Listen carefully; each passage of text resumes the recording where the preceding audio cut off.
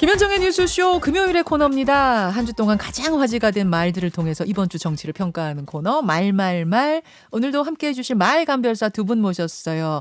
스페셜 게스트 두 분입니다. 국민의힘 윤희석 전 대변인, 더불어민주당 신경민 전 의원 어서 오십시오. 네, 안녕하세요. 예.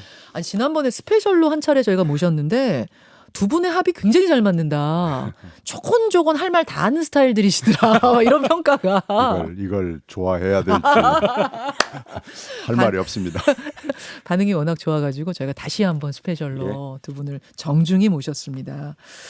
아, 오늘은 바로 들어가야 될 것 같은 게 두 분이 골라오신 말을 제가 미리 봤거든요.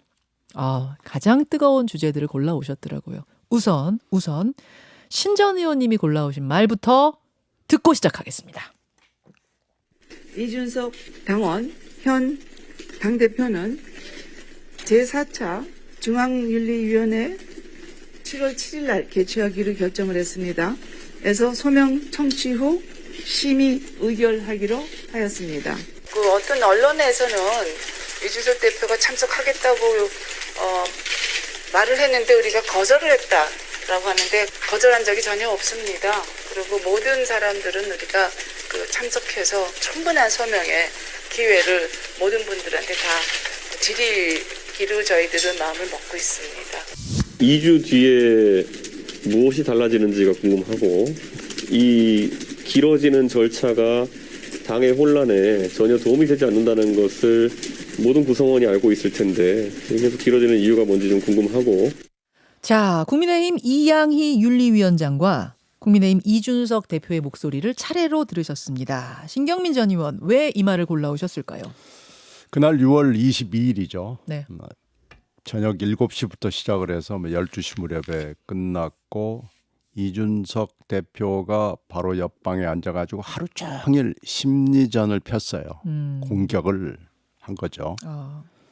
그런데 이양희 이 위원장이죠. 네. 전 교수. 네. 흔들림 없이 이 얘기를 하더라고요. 그러면서 사실 그날 깜짝 놀란 게 7월 7석 날 보자. 그러고 이제 끝난 거 아니겠습니까? 7월 7석, 예. 7월 7석 날 맡은 견우직녀가 만나는 게 아니고 이준석 당신 그때 보자. 그리고 그날 불렀던 김철근 정무실장 예. 예상은 했어요. 이 사람을 어떻게 참고인이라고 뭐 굳이 얘기를 하던데 이게 참고인이 아닌 것 같은데 그러는데 바로 그냥 피의자 전환해버린 거죠. 그렇죠. 징계 회부를 해버렸죠. 예. 그래서 이제 김철근 당신 문제 가지고 그러니까 1월 10일 날 있었던 각서 문제 그거 가지고 우리는 할 거야. 그 성상납 본안 그거 본질이 아니야. 그러니까 몇 가지를 그냥 여러 가지를 전후해가지고 선언을 한 건데 김철근 각서 문제 가지고 하고 다음은 당신이야. 그리고 보름 후야. 우리 칠성날 보자. 이렇게 하는 걸 보고 야 이거 이양희 위원장이라는 분의 그 내공 흔들림 없음이 대단하고 우리는 기획대로 계획대로 간다. 칠성날까지 하여튼 간다. 심리전에서 이양희 위원장이 흔들리지 않더라 이 말씀이세요? 이겼어요. 이겼어요? 이겼어요. 그렇게 많이 포를 쏴대고 미사일 쏴대고 뭐 그랬는데 예. 이준석 대표가 성공하지 못했습니다. 아, 그렇게 보십니까? 그래서 이양희 대표는 뒷심이 뭐가 분명히 있는 거고 본인의 내공도 대단하구나라는 걸 보인 거죠. 그 이철승 전 의원 따님 맞죠? 이분이. 이철승 씨가 이제 고인이 됐는데 네. 이철승 씨를 머리를 길게 가발을 씌워놓으면 그렇게 생겼습니다. 저는 이제 나이가 어려서 저는 찾아봤더니 정말 닮으셨더라고요. 저는 이철승 대표가 제 고등학교 대선배거든요. 아, 예, 그래서 예. 젊었을 때부터 그분을 지근거리에서 봤고 기자로서도 뵙고 또 고등학교 선배로서도 뵀는데 그 성격이 대단하세요. 아, 그렇죠. 그리고 뭐 그렇다면서요. 한 주먹 하시는 분이었고요. 굉장히 꼬장꼬장한 분이죠. 이거 뭐 누구를 하나 타겟을 잡으면은 네. 그냥 죽입니다.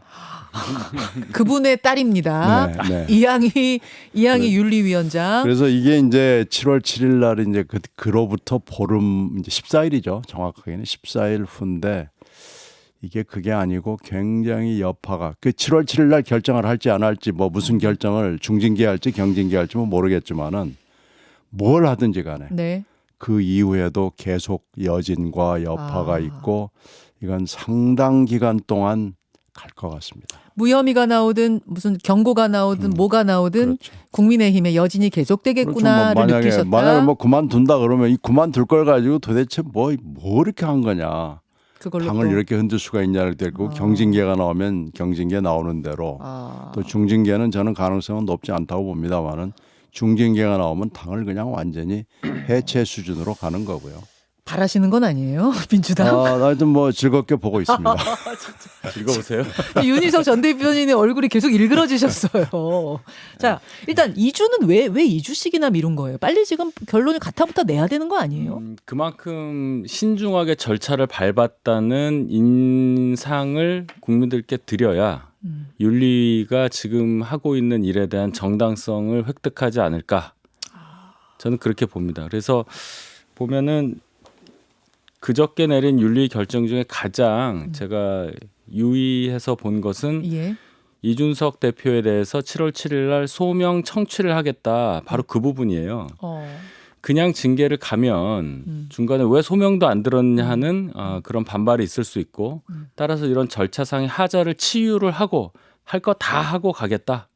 예, 그런 의지의 표현으로 저는 읽었습니다. 빨리 하라고 아무리 압박을 해도 난 천천히 신중하게 가겠다라는 뜻이다. 그렇죠. 아니 그래서 그날 그러잖아요. 네. 3번이나 내가 가겠다고 뭐 감사실장을 통해서 이양희 위원장 측에 보냈다라고 이준석 대표가 네. 계속 심리전 말했어요. 그 미사일을 쏴대잖아요. 네. 대꾸를 안 하잖아요. 그러니까 자네는 7월 7일 날이야 하고 딱 처음부터 기획이 된 거고요. 그러니까 심리전에 흔들리지 않는다는 게 바로 그겁니다. 우리가 절차는 절차대로 할 텐데 왜 그렇게 말이 많은 거야 하고 대꾸를 안 한 거죠. 예. 자, 윤희석 전 대변인. 네. 그 지금 어떤 결론이 날 걸로 내부에서는 보고 계세요? 제일 궁금한 건 그거잖아요. 어떤 결론이 날 걸로 그러면 보고 계세요? 제가 이 말씀부터 드릴게요. 제가 지지난주 이 방송에 나와서 징계 절차 개시라는 것 자체가 유죄 취지다. 그래서 징계로 간다 그랬더니 놀라셨잖아요. 네. 그 뭐 판단해서 아닌 걸로 징계 안 내릴 수도 있지 않냐 말씀하셔서 제가 왜 이 말씀을 드렸냐면은 예. 자, 김철근 정무실장에 대해서 참고인으로 데려왔다가 징계 절차 개시를 한다고 그저께 결정했잖아요. 일종의 피해자로 전환시켜 버렸어요. 그 징계 절차 개시라는 말이 굉장히 중요한 말이라는 거예요. 저희 당규에 보면은요. 네. 윤리위원회 규정이 있어요. 김철근 실장이 지금 말하는 것 중에 하나가 절차를 안 밟아서 나를 징계 절차 개시한 건 말이 안 된다 하는 이유 중에 하나가 뭐냐면 예. 당무감사위원회에서 본인에 대해서 징계를 하라고 회부를 해주지 않고 아하. 윤리위원회에서 자체적으로 본인에 대해서 징계를 하겠다고 한 것 자체가 규정이 없다는 얘기를 하는 거예요. 그걸로 어필하고 있습니다. 네, 절차 위반이다. 그 말이 규정상은 그래요. 네. 당무감사위원회에서 뭔가 이 사람 징계하라는 어떤 회부? 의견이 없으면 윤리위원회가 자체적으로 누군가를 인지수사 알고 이렇게 그쵸. 그게 규정이 없어요. 사실은 그게 말하자면 맞아요. 고소고발이 안 들어왔는데. 예. 고소고발이 당무감사위원회를 통해서만 있게 돼 있어요. 네. 규정에서 24조를 보면 예. 위원회는 윤리위원회는 당무감사위원회가 징계 필요하다고 판단해 회부한 징계 안건을 심의 의결해야 한다고 돼 있고 그 징계 안건을 회부받은 날로부터 10일 이내에 네. 개의를 하고 윤리위원회를 30일 이내 1개월 이내에 징계 수준을 의결해야 한다. 잘 들으세요. 징계 수준을 의결해야 한다. 거기에는 징계 외에 다른 말이 없어요. 그래서 제가 징계 절차 개시라고 하는 것 자체가 네. 징계 4개 중에 하나를 당연히 예비하고 한 말이다. 그렇게 말씀드린 거예요. 근데 무혐의면은 그럼 아예 징계 회부도 안 시킨다. 징계 절차 불개시를 합니다. 그래서 불개시를 이준석 대표에 대해서 4월 21일 날 윤리위원회에서 징계 절차 개시를 했을 예. 때 이준석 대표 말고도 다른 많은 분들에 대한 결정을 하거든요. 예. 거기에 이준석 대표 관련한 사항 바로 위에 보면 모 의원에 대해서 징계 절차 불개시라고 돼 있어요. 사유는 사실관계 확인 불가. 그런 거예요. 그렇기 때문에 제가 이거는 징계를 예비하고 가는 거다라고 말씀을 드렸더니 네. 이제 다른 분들이 저 사람은 징계가 되기를 바라는구나. 뭐 이렇게 얘기를 하더라고요. 그게 아니고 당원 단계를 제가 보고서 해석을 한 거예요. 그렇군요. 예. 그럼 그 말씀하신 해석대로라면 이준석 대표는 최소가 경고가 될 것이다. 네, 그렇습니다. 그럼 당원 당규상 그래요. 당원 당규가 그렇다면 그럼 이준석 대표도 그렇게 해석을 하고 있다는 얘기예요? 그럼 그래서 제가 그날 또 말씀드린 게 예. 이준석 대표는 징계가 일어나기 전에 뭔가 해결책을 찾을 수밖에 없다라는 말씀까지 제가 드렸습니다. 알겠습니다. 이 윤희석 전 대변인의 해석대로라면 당원 당규 해석대로라면 그럼 이준석 대표는 뭔가 경고 이상을 받는다는 얘기인데 이건 만약입니다. 만약 그렇게 된다면 신경민 전 의원님 네. 그 다음에 국민의힘에는 무슨 일이 벌어질 거라고 보세요? 뭐 난리가 나겠죠. 이제 가벼운 징계가 경고고 이제 그 중징계가 또 2개 있고 중간에 당원권 정지가 있잖아요. 1개월 내지 뭐 대개 3개월 이러는데 그 몇 년 전에 김술래 최고위원이 당원권 정지 3개월 받았어요. 네. 그때 말을 험하게 해가지고. 그런데 그런데 최고위원 회의를 3개월 후에 다시 등장했습니다. 그 케이스가 민주당 입장에서 봤을 때는 참 어떻게 보면 야 이거 흥미롭구나라고 그때 봤어요. 어떻게 그때 다시 등장한 거죠? 아니 되게 그 정도 하면은 최고위원 사퇴합니다. 최고위원이라는 사람이 사실은 입에 담지 못할 그때 엄청난 얘기를 한 거예요. 아까 잦은 사퇴를 안 했기 네. 때문에 자동 등장한 거다. 아니 그러니까 그만둬야 되는 거예요. 그 정도에서 윤리위에서 당원권 정지 3개월이면은 아니 최고위원이라는 사람이 그 정도 했으면 정치적 책임을 지고 물러나야지. 어떻게 3개월 후에 나 3개월 됐으니까 최고위원회 나올래요? 그러고 나왔거든요. 그래서 그걸 우리가 기억하고 있기 때문에 야, 이 정도면은 당원권 정지 정도 나오면은 이준석 대표는 그 사이에 그 상당히 뻔뻔함으로 해서 바로 등장할 수도 있겠다라는 생각을 했죠. 근데 이제 그건 모릅니다. 물론 그 징계가 나올지 경고가 나올지 이제 중징계가 나오면 그건 뭐 완전히 이 리더십을 해체하는 수준이기 때문에 완전히 새로 가야 되는 거고요. 네. 제명하고 그 탈당 권유는 네. 거의 뭐 비슷하더라고요. 비슷해요. 보니까. 탈당 권유했는데 안 한 하면 달 안, 열흘 안에 안 나가면 제명이에요. 바로 제명이기 예, 때문에 예. 사실은 그게 제일 아픈 징계입니다. 자 1이나 2가 나오면 네, 1순위나 2순위가 네, 나오면 그게 나오면 그건 그냥 당이 거의 뭐 새로 레노베이션하는 수준으로 완전히 난장판이 될 거고요. 박지원 전 국정원장은 이준석 대표가 만약 징계를 받으면 유승민 전 의원과 함께 신당 창당할 수도 있다 이런 발언을 어디서 하셨더라고요. 그건 뭐 박지원 전 원장의 상상력이고요. 네, 그건 박지원 위원장은 하여튼 뭐 알겠습니다. 굉장히 자유분방한 분이기 때문에 아무 얘기나 하실 수 있는 창의적이신 거죠. 분이라서. 자 어제 이런 상황 속에서 굉장히 화제가 된 장면이 또 하나 있었죠. 최고위원 회의 장면인데요. 잠깐만 다시 보여드리겠습니다. 최고위원회에 이제 이준석 대표가 출석을 하고 있을 때 배현진 최고위원이 악수를 청하면서 가다가 이준석 대표한테 거절당하는 이 장면 다 보셨죠, 여러분? 윤희석 전 대변인 저 장면 어제 연출되고 나서 당 분위기는 어땠습니까? 연출된 게 아니라 그냥 나온 거죠. 보여지고 나서 예. 이게 당황스럽죠. 이게 최고위원회가요. 저도 이렇게 임석을 한 적이 좀 있는데 비대위 때 네. 이게 딱 최고 시작부터 기자분들이 쫙 있고 영상이 돌아간단 말이에요. 공개 부분은. 네. 그러면 누가 누구랑 악수를 하는지 누구랑 먼저 악수를 하는지 이것도 보거든요. 보죠. 봅니다. 봅니다. 그냥 눈인사만 하는지 그걸 네. 본단 말이에요. 그렇죠. 근데 당대표와 최고위원이 저희 참 그렇죠. 예. 그래서 이게 뭐 다른 분들 많은 분들 얘기하셨지만 홍준표 전 대표가 대구시장 당선인께서 말씀하신 게 참 마음에 와 닿아요. 뭐라 그러셨죠? 당 대표와 최고위원은 협력 관계다. 그걸 정확하게 찝으신 거예요. 어쨌든 의견이 다를 수는 있지만 공개적인 자리에서 저게 노출됐다는 거 네. 그것이 안타까운 거고 뭐 비공개에서 무슨 얘기를 하든 그게 무슨 상관입니까? 솔직히 그건 해결하는 과정이니까. 알면서 근데 왜 그랬을까요? 그 의도가 있는 거잖아요. 이준석 대표의 의도겠죠. 일단 배현진 의원은 배현진 최고위원은 악수를 하는 그런 제스처를 공식적으로 하려고 했었는데 이준석 대표가 그렇다는 것 거기에 대해서 제가 평가하기는 좀 그렇습니다. 저 신전 의원 밖에서 해주시는 게 나아요. 무슨 의도라고 보십니까? 그렇게 하면 안 되죠. 이거 10대도 아니고요. 그건 완전히 그 구상유치라고밖에는 표현이 안 되고요. 사실 그 전차를 우리가 다 알기 때문에 며칠 전에 그랬으면은 악수를 말하자면은 그쪽도 악수하고 싶겠어요. 배현진 최고도.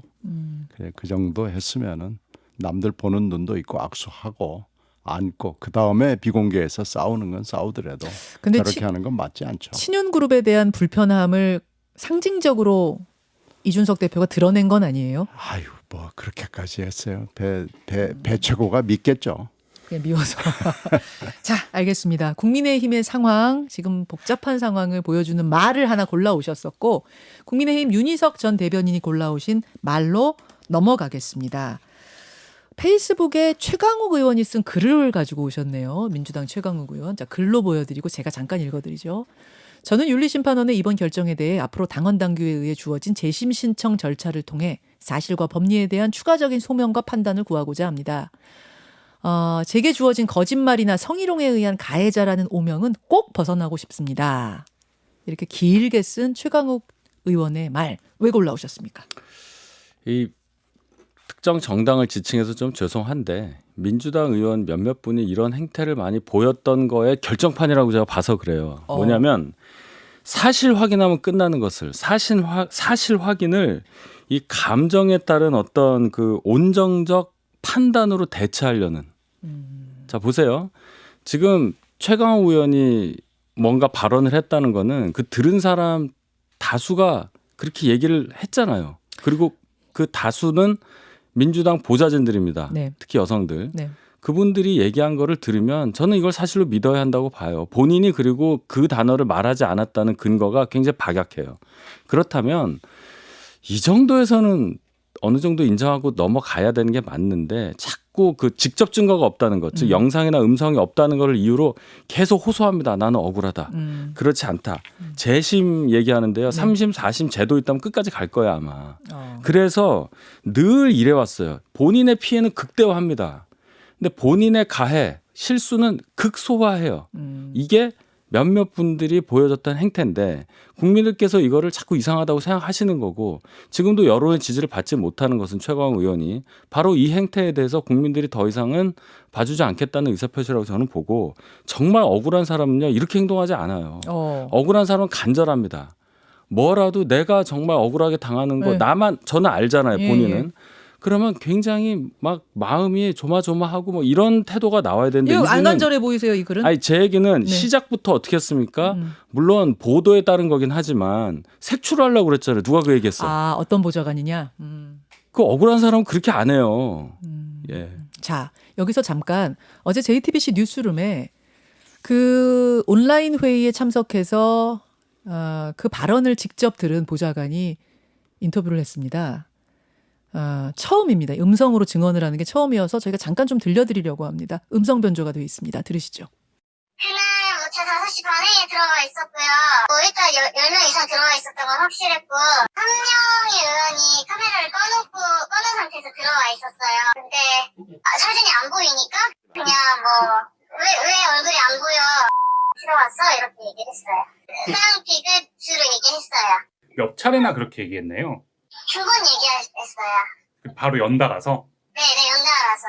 하지 말라는 얘기는 없었고 그 상대 의원과 왜 그러세요 이렇게 얘기를 했어요. 예, 음성 변조 좀 많이 되어 있죠, 여러분.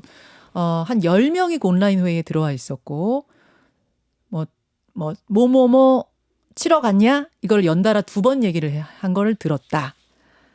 이런 증언이었습니다. 자, 신경민 전 의원님. 근데 이제 이 최강욱 전 의원은 전혀 아니라는 거거든요. 잘못 들었다라는 거거든요. 예. 이게 지금 이름은 다릅니다만은 이게 징계위원회고 윤리위원회인데 이건 이제 재판하고는 좀 달라요. 제가 그래서 최 의원의 편을 들어주고 싶은 생각이 전혀 없거든요. 최 의원이 지금 변호사를 오래 했고 예. 법무관도 오래 했습니다. 예. 그리고 이 인권 운동을 위해서 뭐 굉장히 노력을 많이 했어요. 그건 인정을 하겠는데 이게 이렇게까지 커질 사안이 아니었습니다.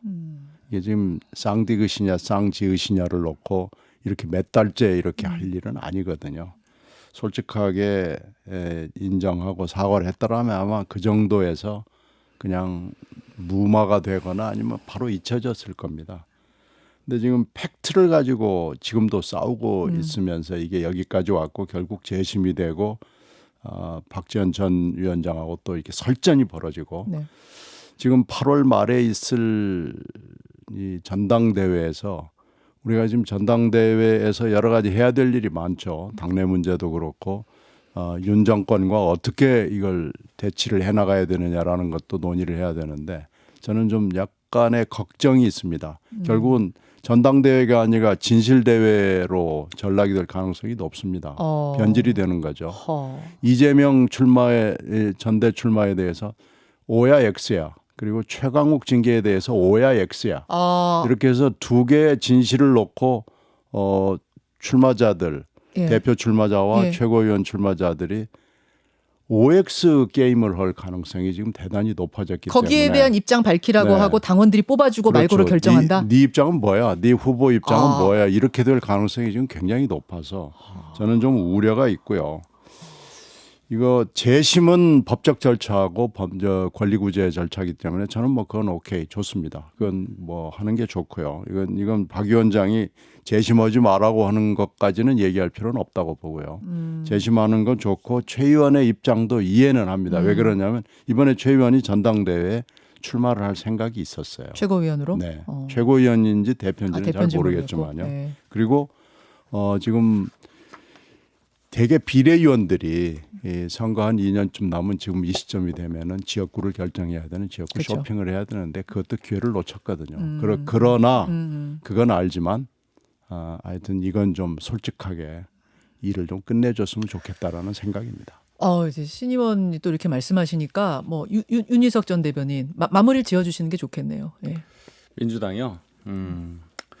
뭐 제가 볼 때는 어쩔 수가 없는 거예요. 뭐 최강 의원 징계권 같은 거는 이미 뭐 내려온 거고 이재명 의원 같은 경우도 앞으로 이제 어떻게 하냐의 문제인데 이미 개항 의뢰 출마할 때부터 정해진 거 아니었겠습니까?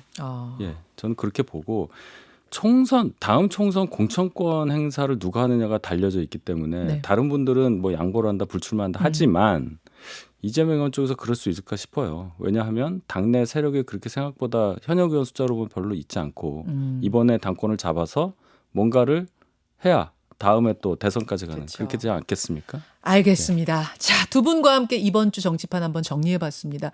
오늘 고맙습니다. 네, 고맙습니다. 김현정의 뉴스쇼는 시청자 여러분의 참여를 기다립니다. 구독과 좋아요, 댓글 잊지 않으셨죠? 알림 설정을 해두시면 평일 아침 7시 20분 실시간 라이브도 참여하실 수 있습니다.